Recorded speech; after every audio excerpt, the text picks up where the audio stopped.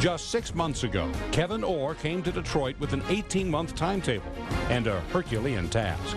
As Detroit's emergency manager, he was hired to get the city back on the road to economic stability. In the first third of his tenure, Orr has been a sometimes controversial figure, dealing with pensions, a bankruptcy filing, and the possible sale of city assets. With 1 year to go, what does Orr think he has accomplished? And what does he have left to do? Join us for a live Detroit 2020 special. Questions or answers. And Mr. Orr, thank you so much for joining us this evening. It has been certainly a busy 6 months for you, and certainly not a quiet one, but we have a lot of ground to cover over here in the next 30 minutes. Sure. Thank you, Stephen. We certainly do. We want to talk about what's gone on since you've arrived. Stephen and I have a number of questions. So do our colleagues who are here with us. And, of course, we have some viewer questions for you as well. So, Mr. Orr, let's get started. Sure, Carolyn. Okay, we're going to start yesterday with the news we learned that you have reached a lease agreement with Belle yes. between the governor, the state of Michigan, and that'll come complete with the admission fees and so forth. Right. Now, I'm sure you've heard some of the complaints from council members who Sure. feel they were left out of this decision this time after rejecting it last time. Citizens call this disrespectful and even worse. Your first chance now to talk about it since the deal was finalized. You were out of town yesterday, so right. What does this deal do now, and where do we go from here? Well, first of all, this is just a resurrection of a deal that I thought and understood that the majority of citizens were in favor of last year. In excess of 60% is what I heard. In addition, the terms are substantially similar, but let's just talk about the key terms of the deal. The deal takes a minimum of $6 million off of our spend as a city, which we don't have, and that's maintaining the city and maintaining the park annually at our level. Actually, it's probably more in the neighborhood of somewhere in excess of $6 million maintained it the way it should be maintained. In addition, it obligates the state to make certain capital improvements that we couldn't have. So if you were just to use simple math and put over the first term of the lease, which is 30 years, you know, $6 million on average in terms of maintenance spend plus 30 years, that's $180 million of obligation that the city gets out from under. It raises the standard of the park. It also allows access to all residents. There is a fee, but it's an annual fee, and it's Milliken Park will be the standard at which we have, and it's along the riverfront there also. So it's a deal that I think that the majority of citizens, and certainly the folks I've been hearing from, thinks makes imminent sense, not just from a financial standpoint, but from a quality of life standpoint. But council didn't agree with you on that. Well, council is entitled to their opinion. Under the statute, I am obligated to deal with all assets and issues in the city. And this is one of the 15 buckets of assets I've talked about before, Belle. And another purpose of it, it gets it sort of off the table for the discussions that we're currently having with creditors. I mean, I've been receiving proposals from some folks who wanted to put an amusement park, even condos out on Belle, Yeah. some who wanted to privatize it. You know, I don't think anybody wants to see that happen. It's a storied park. It was designed by the same person who designed Central Park, James Law Olmsted. The fountain is designed by the same architect who designed the Supreme Court. It has an investment of citizens and local leaders. The Conservancy, which I met with even today, Belle Conservancy, they pumped more than $5 million in the park recently. Yeah, they're doing a wonderful job taking care of it. They're doing a stupendous job at the park. But I do want to ask you this. Mr. Orr, both candidates for mayor, Duggan and Benny Napoleon, have come out against the Belle Isle deal. And the city council, of course, they're going to vote next week. But if they vote no, they're going to have to come up with an alternative plan, right? So how are you going to sell them on this deal? Well, the statute requires the city council to have 10 days to come up with a plan that provides the same net benefit to the city. And the math that I just used is the floor. So someone would have to come up with a proposal that provides the city with $180 million of value over the term of that lease. That's going to be a heavy lift. Are you surprised Duggan and Benny Napoleon don't agree with the deal as well? No, you know, and they're candidates for office and understand that they have to take a position on it, but it's my obligation as emergency manager to make this decision, and I made it. You're going to be seeing comments on the bottom of the screen here during this conversation. We want you to know, and that we want to know what you think about what Kevin Orr is saying to us right now in real time, so please plan to join the conversation on Twitter using the hashtag Detroit2020. Well, one of the most controversial aspects to the bankruptcy filing is the potential impact on the pensions of current city and Detroit workers, of course, and retirees. Dave Llewellyn takes a look at that right now. Retired city workers hit the streets back in June to protest Kevin Orr's plan to cut their pensions. Retirees are a big target in the turnaround strategy of Detroit's emergency manager. That's because unfunded pension liabilities and the cost of the retired workers' health care accounts for nearly half of the city's $18 billion deficit. Orr says the city must cut pension benefits and cannot afford to keep paying for health care for retirees.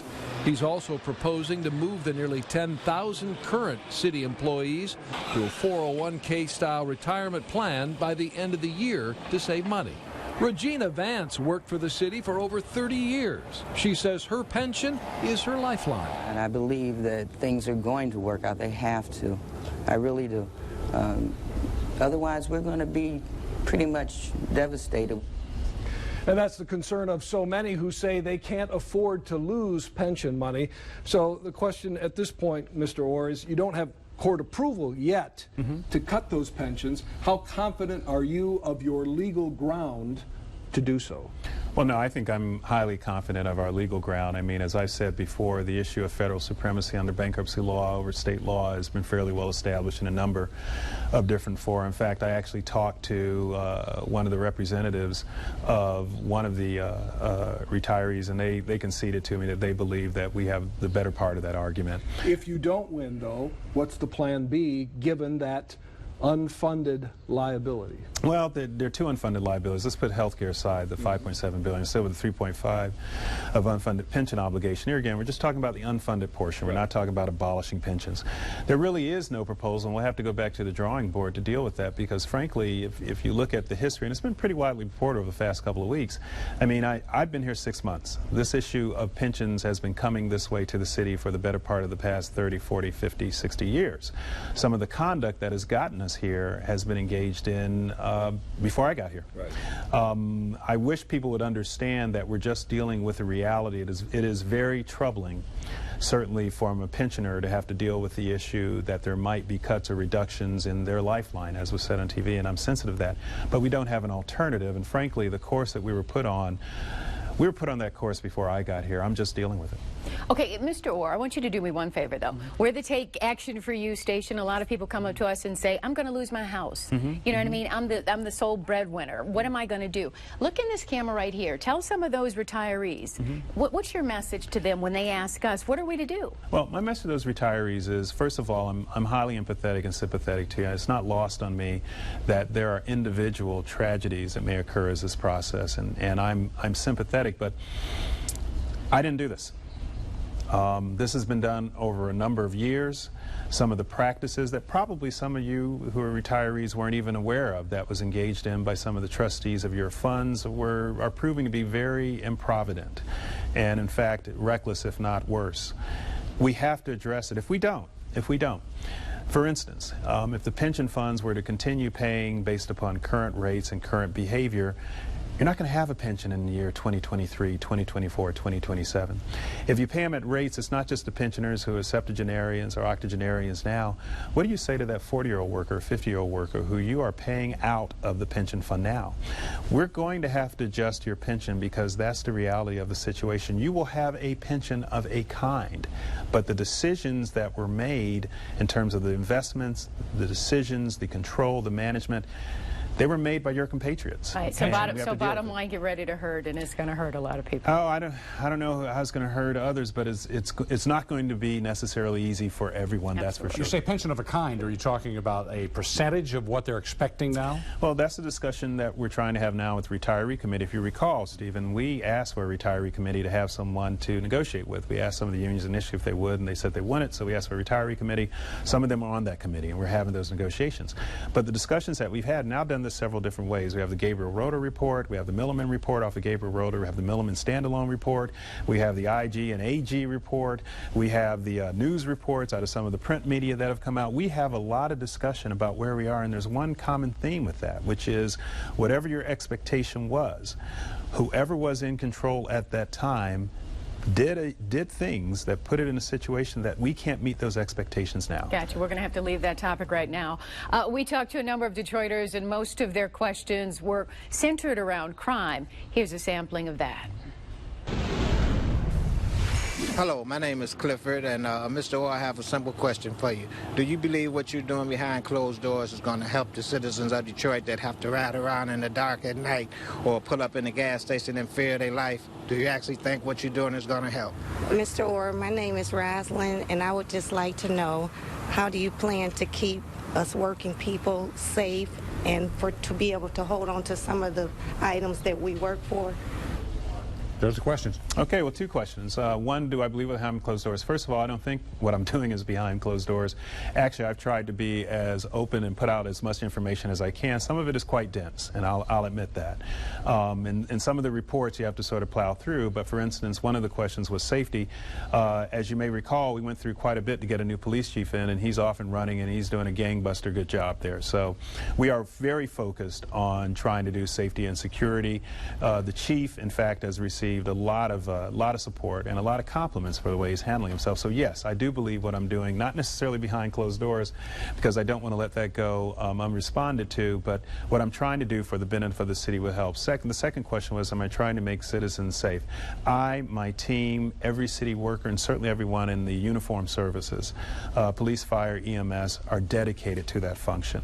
I've never met more police officers that are committed to patrolling this city in challenging circumstances, some of them at a pay cut, some of them with gear that is outmoded. We let another $5 million of the cops payment I defaulted on June 14th to get additional equipment, cars, vests, tasers, body cameras for the police just a few days ago, the fire department. These guys, 60% of our fire calls are arson and abandoned structures, and they still go. Our EMS calls, only 10 to 20% of them are high priority. The majority are not. So yes, we're trying to make it better. So everybody's happy right now? I don't know if everybody's happy, but we're trying to do better than where we were, Carolyn. Gotcha. All right, thanks. The Detroit Institute of Arts is up for grabs. Or is it? Will the city lose its prized art collection? What could stay and what could go? Questions or answers when we come right back. Don't go anywhere.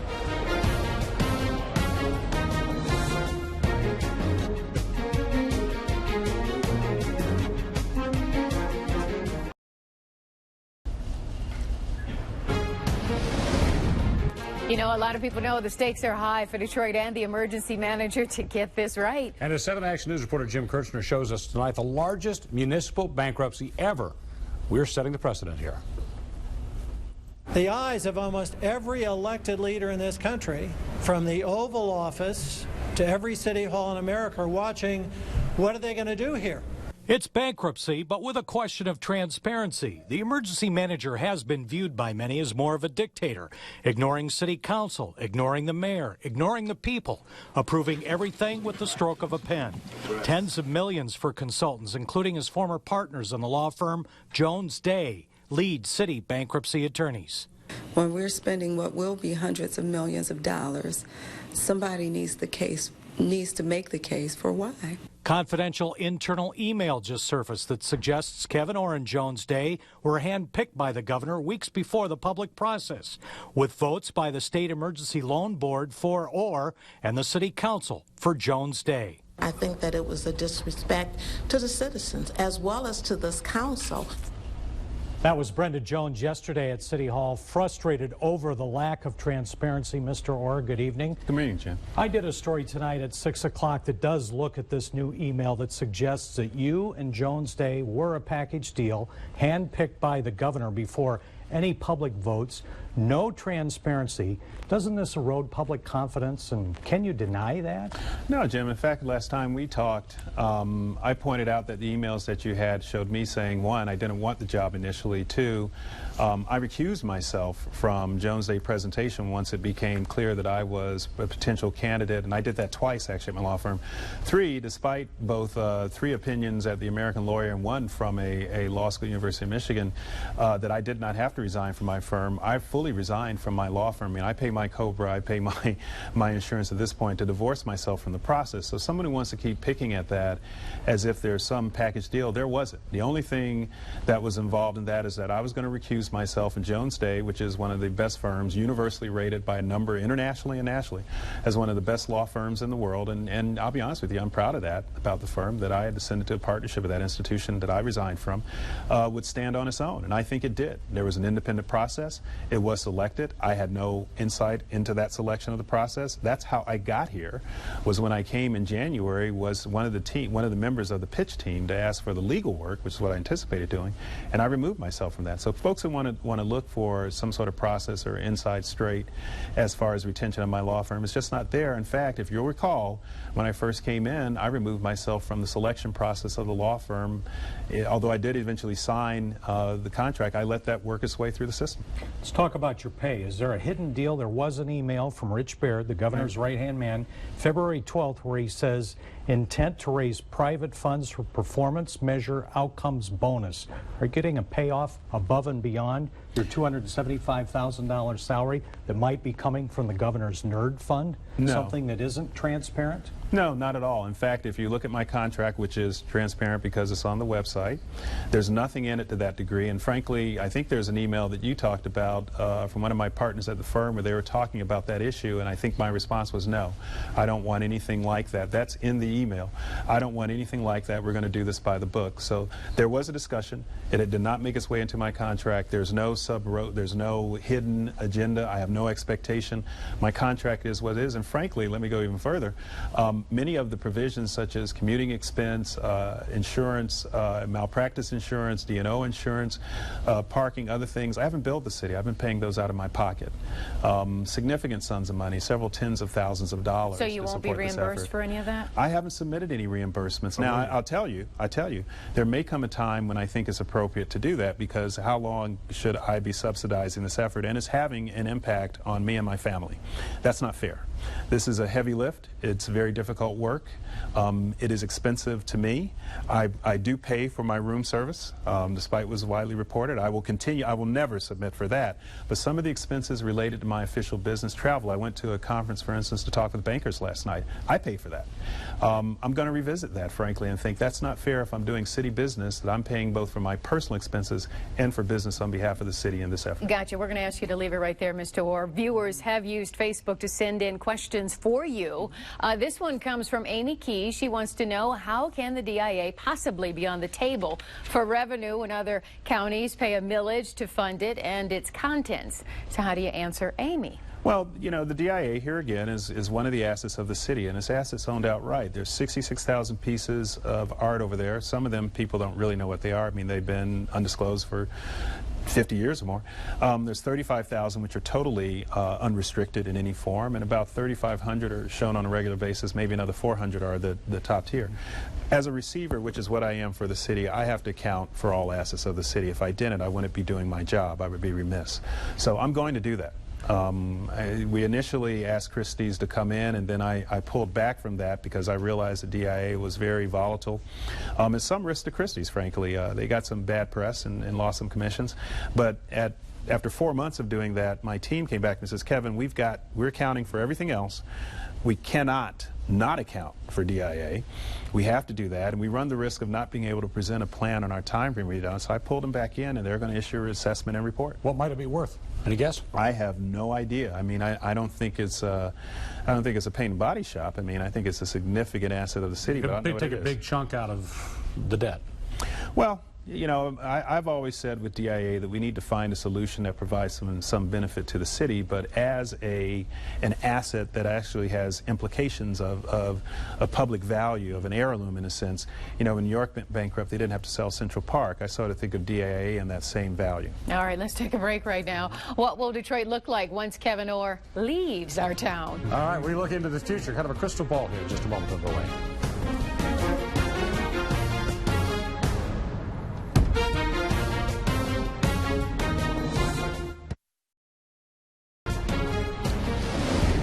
All right, here's a Facebook question for Mr. Orr. Scott Helm asks, what will it look like when the emergency situation is finally over? Scott, that's a good question, and I'll answer this way. I think there are three things we have to look at. Number one, we will have rationalized, hopefully, our balance sheet. So the city will be able to pay its bills as they become due and go forward in a regular order without dealing under this grievous debt that it can't afford to handle.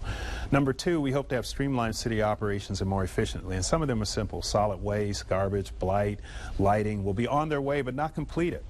Tax collection, planning and development, so you can spur economic development in the city.